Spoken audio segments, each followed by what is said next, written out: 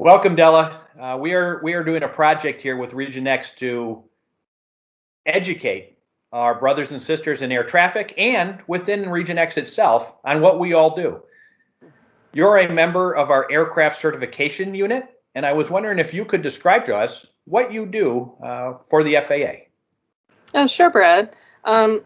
What aircraft certification is responsible for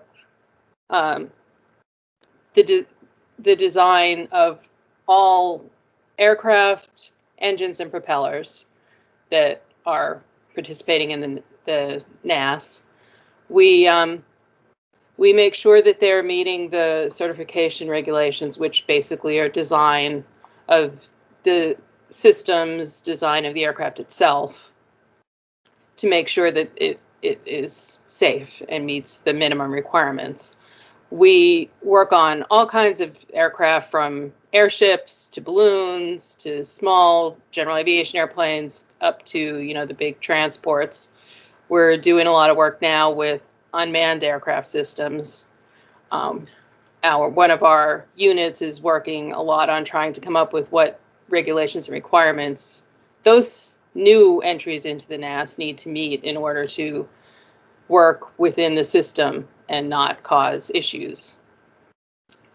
We follow the aircraft all the way from the very beginning, the very initial design, all the way up until they're in service, and we're responsible for making sure that anything that happens while the aircraft are in service that might cause an accident or some other unsafe condition, that we have a way to mitigate that. We don't design, but we approve the design of repairs and modifications to aircraft after they're out in service as well. Does that get down to individual aircraft or more broadly with a fleet, or is it both? It's both. We do occasionally get people that are trying to do a modification just to their own personal single airplane, or there's a repair on an individual airplane or an aircraft accident. We assist the NTSB in those investigations as well. So it's both from a broad fleet standpoint and an individual aircraft. When you talk about NTSB investigations, you're located in Alaska. Do you travel from Alaska all over, or do we have people in aircraft certification all over the country?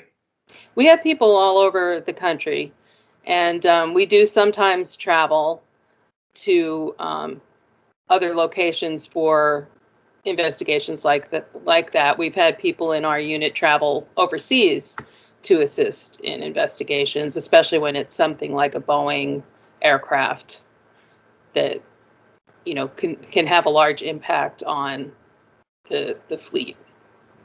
So we have, to some degree, an international reach within aircraft certification?